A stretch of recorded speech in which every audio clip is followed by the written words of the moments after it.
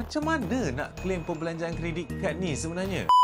Kau nak tahu tak? Aku ada klien aku hari tu. Dia ada macam orang kata berlaku confusion tau. Berlaku confusion sikit. Kau tahu sebab apa tau macam ni? Dia spend untuk dia punya perbelanjaan macam bisnes. Contoh isi minyak kereta, pergi main golf, pergi orang kata entertain klien menggunakan kredit kad. Okey. Tetapi kredit kad tu bukan sahaja digunakan untuk benda-benda entertain klien ni, tetapi digunakan juga untuk macam family matters, apa semua tu lah. Okey. So benda yang masalah dekat dia ni sekarang adalah dengan contoh kan, dia dah spend sebulan dia kena bayar kredit kad dia dalam katalah RM3,000 kan. Sebab banyak kan dia entertain klien kan. So apa yang dia buat adalah dia gaji dia ambil daripada syarikat RM5,000. Sebabkan nak bayar kredit kad dia tadi, dia ambil tambahan RM3,000. So sekarang ni dia kena ambil gaji RM8,000 daripada syarikat. Kau rasa betul ke tak betul apa yang dia buat? Ada yang kata betul, ada yang kata tak betul. Okey, so ini pendapat aku. Bagi aku benda tu adalah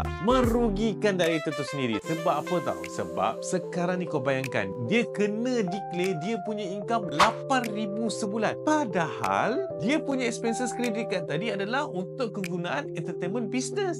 Nampak? So sekarang apa yang dia patut buat? Macam ni yang paling bagus. Yang paling bagus adalah gaji dia ambil gaji macam biasa, tetapi apa yang dia spend pada kredit kad tu, make sure ada dokumen, lepas tu kepilkan semua dokumen dan claim. Dengan cara macam tu, claim ini tadi tidak akan dikira sebagai gaji kepada director tadi.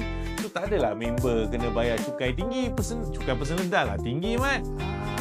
So kalau korang nak tahu lagi pasal apa-apa perbelanjaan yang boleh claim and so on, korang boleh komen nanti aku cerita. Yang paling penting jangan lupa follow, like dan share.